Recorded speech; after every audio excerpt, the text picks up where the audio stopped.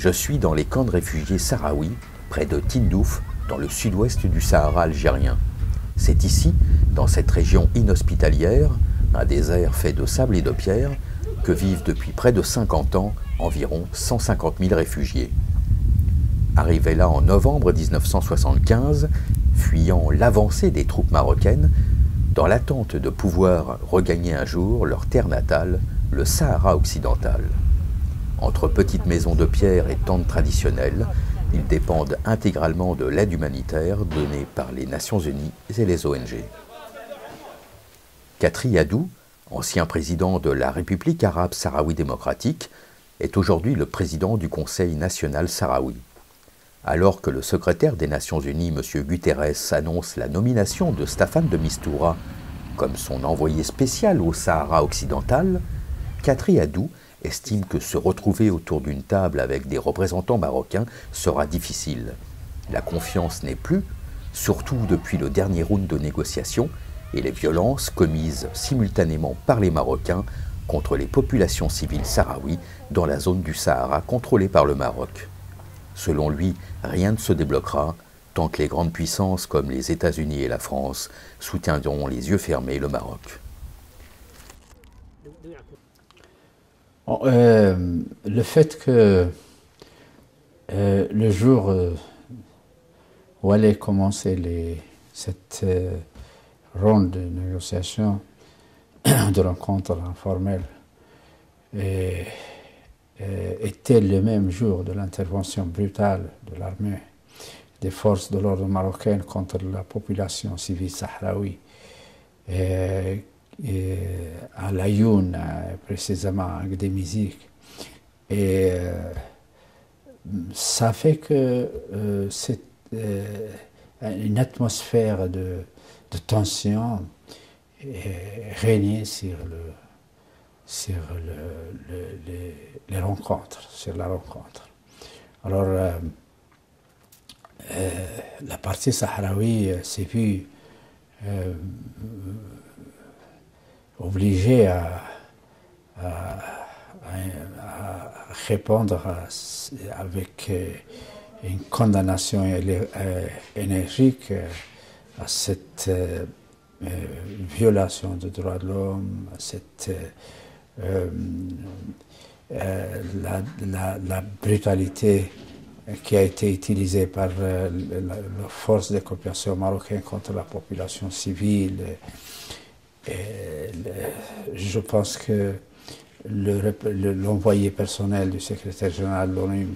Christopher Ross, s'est trouvé dans une situation embarrassante parce que c'est le médiateur qui n'était pas commode dans cette position de médiation du fait qu'une des parties a pris des décisions dangereuses, parce qu'on suppose que pendant des négociations il faut qu'il y ait une atmosphère de sérénité, d'accalmie. Tout le contraire a été, c'était ce qui s'est passé, c'est tout à fait le contraire du fait de la décision marocaine de démanteler avec force, avec brutalité, le campement de Gdémizik. Et ce qu'on négocie actuellement, et même dans le passé, ce qu'on va toujours négocier, c'est comment appliquer les résolutions des Nations Unies quant au problème du Sahara occidental. Et par conséquent, il faut chercher une solution qui se base sur la légalité internationale prescrite par effectivement les décisions et les résolutions de l'Organisation des Nations Unies. Donc il s'agit de comment faire de sorte que le peuple sahraoui puisse exercer son droit à l'autodétermination, puisque la question sahara-occidentale est une question, continue à être une question de décolonisation. Donc il y a deux points de repère qu'il ne faut pas perdre de vue. dans des négociations, dans le processus de la recherche de solutions. Une, c'est la nature de la question Sahara occidental en vue du droit international, c'est-à-dire une question de décolonisation. Deux, sur quelle base il faut résoudre ce genre de problème, c'est sur le respect des droits des peuples à l'autodétermination. Donc donc toutes les propositions, toute la recherche de la communauté internationale et les propositions et les concessions même du Front Polisario et de la partie sahraoui s'acheminent dans cette direction. Et toute la position marocaine, tant qu'elle est négative jusqu'à maintenant, c'est parce qu'elle s'achemine dans une autre direction, c'est-à-dire il cherche une solution qui n'a rien à voir avec la légalité internationale, avec ces points de repère qui sont définis par la légalité internationale. Donc, est-ce qu'on se fatigue de continuer à explorer les voies? Non, il est moyen d'arriver à ce genre de solution. Bon, pour notre partie, tant que la question se trouve à l'ordre du jour de l'Assemblée générale des Nations de sécurité, à la commission de décolonisation des Nations Unies, tant que les Nations Unies sont présentes, la communauté internationale, pour aider à trouver la solution basée sur l'autodétermination, nous n'avons pas d'inconvénient d'y aller. Et ce qu'il faut savoir, c'est que jusqu'à quand la communauté internationale, les Nations Unies vont tolérer cette position négative, cette obstination du Maroc. Les Nations Unies, moi je pense que, en fin de compte, c'est une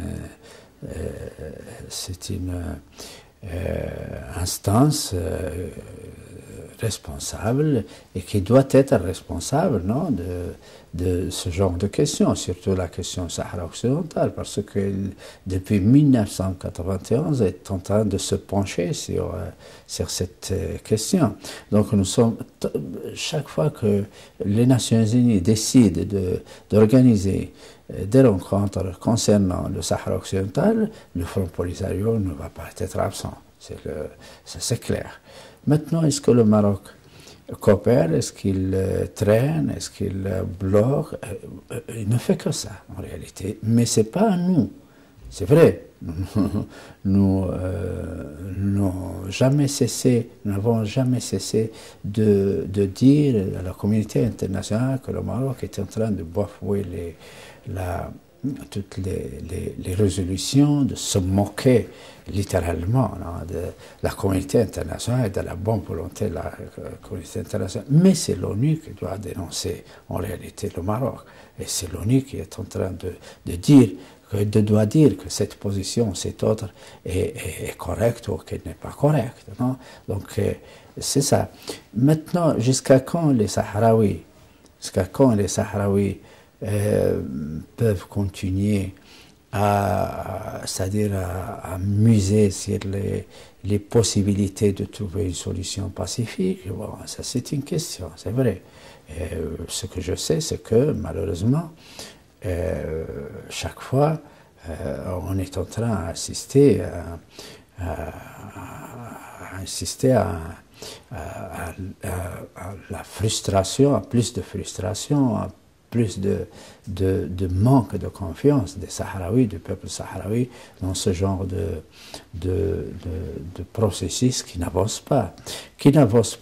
Mais que l'ONU n'arrive pas à expliquer à l'opinion internationale, à la communauté internationale, pourquoi est-ce qu'on n'avance pas. Ça, c'est très important. Maintenant, je crois qu'il est temps de dire, si on ne réalise rien, c'est pourquoi. C'est pourquoi. Et quelle est la partie qui doit, c'est-à-dire, rendre compte de ça. Donc, la communauté internationale, à mon point de vue, doit exercer des pressions sur la partie qui bloque, qui est obstinatrice. Non? Je crois que on ne peut pas avancer sans qu'il y ait une attitude de fermeté, non, de sérieuxité, de responsabilité, d'un grand sens de responsabilité. Pas pour pas la part du Maroc, parce que le Maroc, mais pour la part des Nations Unies, de la communauté internationale et du Conseil de sécurité. Bon, en réalité, la mission de la MINURSO, c'est quoi? En réalité, depuis son arrivée en 1981, c'est la mission des Nations Unies pour l'organisation d'un référendum Sahara-Occidental. Et malheureusement, cette tâche s'est vue raccourcir jusqu'à le point qu'elle se limite à garder le cessez-le-feu et être là-bas, sur le terrain, sans rien faire, vous voyez. Tant que nous avons considéré que tant que les choses n'avancent pas dans la direction de l'organisation d'un référendum pour résoudre la question d'une façon définitive, et il faut que l'ONU assume la responsabilité au moins de prendre en charge certaines questions, surtout humanitaires, de droit, dans le territoire, puisqu'elle a une mission qui est sur le terrain, ainsi tout. Et c'est pour cela que nous avons demandé que la MINURSO doit se charger de superviser la situation des droits de l'homme. Parce que le territoire du Sahara occidental, en réalité, même s'il est occupé par le Maroc, mais il est sous la responsabilité juridique des Nations Unies, tant que la question de la décolonisation ne s'achève pas. Donc c'est pour cela que nous avons demandé, et nous demandons, nous continuons à demander, c'est-à-dire d'avoir un instrument de suivi de la question des droits de l'homme Sahara occidental à travers la MINURSO, qui est logique, mais si l'on y considère qu'il peut avoir un autre instrument, nous n'avons rien en compte. Ce que s'est passé à des musiques, à la Youn, c'est-à-dire le massacre, l'intervention violente, mais c'est pas ça, uniquement ça, la répression, en réalité, qui a existé, qui existe et que maintenant il est arrivé à sa culminité, c'est-à-dire dans les zones occupées, et c'est normal qu'elle génère des réactions parfois violentes, parfois moins violentes, parfois plus violentes selon le degré de la... mais les Marocains ont procédé à une escalade dans ce sens sans égal dans le passé. Et ils ont provoqué les Sahraouis en réalité. Et c'est logique que les Sahraouis répondent de cette façon parce qu'ils ont été touchés dans leur morale, dans son état émotionnel. Le peuple sahraoui est un peuple solidaire qui partage les mêmes sentiments patriotiques, nationalistes, mais aussi sur le plan humanitaire. Non? Donc il y a des liens très forts entre tous les Sahraouis, malgré la séparation d'exil par les uns, de l'occupation par les autres, la séparation par le mur de défense marocain, non, qui divise le Sahara occidental en deux parties. Malgré tout cela, il y a des liens très très forts entre les... C'est le même corps, vous voyez. Donc c'est chaque fois qu'une partie de ce corps est touchée par la douleur, donc la douleur en réalité arrive à toutes les autres composantes de ce... Donc c'est tout à fait normal que le Sahraoui ait cette réaction parce que la violence était brutale, non? Et la position marocaine était une manifestation d'inamitié par le Maroc. C'est flagrant. Non? Ils nous ont montré, l'occupation marocaine nous a montré qu'ils nous considèrent autres que les Marocains. Que l'administration marocaine, c'est-à-dire prend des politiques ou exerce des politiques et des plans coloniaux, d'occupation, de la colonisation. Donc ça a touché les Sahraouis dans le fond. Et ça les a touchés parce que les Sahraouis, depuis plusieurs années, non, croyait qu'on peut arriver à une solution pacifique, on peut arriver à régler les différends, malgré on a fait les guerres entre eux et nous. On peut, en fin de compte, laisser à côté tout cela et commencer une nouvelle vie, une nouvelle convivence dans toute la région. Vous voyez qu'avec la Mauritanie, s'est passé la même chose. On a fait des années de guerre, mais lorsqu'on a arrivé à établir la paix, les relations fraternelles sont reprises entre le peuple mauritanien et le peuple sahraoui. Donc les Sahraouis croyaient et croient, ils continuent à croire contre un jour on pourrait régler les problèmes et que chaque fois on pensait qu'avec l'intervention de la communauté internationale, avec les bons offices de l'ONU, on pourra arriver, c'est-à-dire à nous approximer à ce jour, non? Mais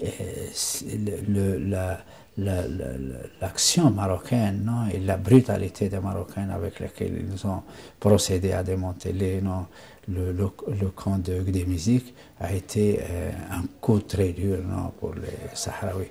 Beaucoup de Sahraouis n'ont pas et continuent à ne pas assimiler ce jeu. C'est pour cela qu'il y a des réclamations de reprendre les armes pour continuer à combattre l'occupation marocaine.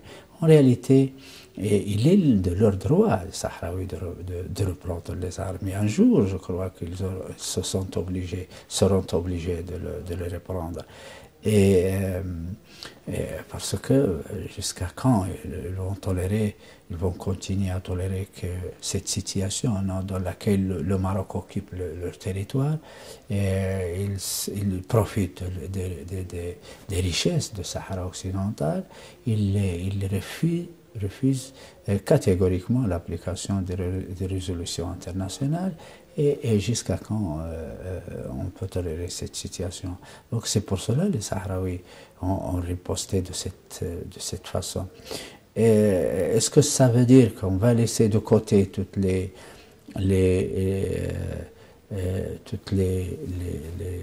tous les autres aspects du combat, de la lutte, non? Et nous allons pour nous limiter à la reprise des armes, etc. Je crois que ce n'est pas la bonne proposition. C'est que le peuple sahraoui va continuer à lutter pour son droit légitime à l'autodétermination et à l'indépendance par tous les moyens disponibles. Si il serait obligé de reprendre les armes, il va les reprendre. Mais il ne va pas laisser de côté d'autres aspects de lutte et de combat qui sont très importants, qui sont essentiels. Les négociations, on peut négocier dans toutes les circonstances, aussi bien dans des circonstances de guerre que dans des circonstances de stabilité ou stabilité relative. Donc la négociation, c'est-à-dire c'est une manière de trouver la solution et je crois qu'il faut continuer à explorer ce chemin. Et ce n'est pas le Front Polisario, ce n'est pas la partie sahraoui qui va abandonner les pourparlers, qui va abandonner les rencontres organisées par les Nations Unies pour trouver une solution du Sahara occidental basée sur le droit du peuple sahraoui à l'autodétermination. Les membres du Conseil de sécurité, les États qui concernés, ils connaissent la situation, ils la connaissent très bien. Aucun élément ne leur échappe pour considérer la situation. Non, donc ils connaissent bien ce que se passe. Seulement qu'il faut que la communauté internationale, ou il faut que l'ONU, le Conseil de sécurité, se libère de certaines positions en réalité qui essaient de protéger le Maroc dans sa position négative. Je veux dire par là la France. Si on tient par exemple ce que s'est passé au cours des assises du Conseil de sécurité après la massacre de Gdémizik le 8 novembre, on voit que la France essaie de protéger le Maroc et d'éviter qu'il y ait une position claire, forte, consistante de la part du Conseil de sécurité. C'est-à-dire la pression requérie, la pression demandée, la pression c'est-à-dire nécessaire pour que les choses avancent. Malheureusement, on n'y arrive pas parce que la position française se trouve, c'est-à-dire se met à mi-chemin de ça. Et donc, elle essaie c'est-à-dire d'éviter qu'il y a une pression sur le Maroc, qu'il y a la condamnation du Maroc, qu'il y a, c'est-à-dire que le Maroc se conforme à la légalité internationale. Mais je crois que si ce n'était pas pour ce genre de position, les choses auraient pu être terminées, ça fait quelques années. Mais il n'est jamais tard pour y arriver. Je crois que maintenant, la France et les États-Unis de l'Amérique doivent assumer, et l'Espagne comme puissance colonisatrice du territoire et administrante du territoire, doivent assumer leurs responsabilités et doivent effectivement faire de sorte que le Maroc, aider le Maroc à sortir de cet enlisement et à coopérer positivement avec l'ONU, avec la communauté internationale, avec la partie sahraoui pour déboucher à une solution. Donc, je crois que maintenant, les choses sont plus claires. C'est vrai, les Sahraouis ont reçu un coup très dur, non? Et ils ont une blessure très profonde avec des musiques, avec cette répression, mais ce n'était pas en vain. Au moins, la communauté internationale est en train de se rendre compte.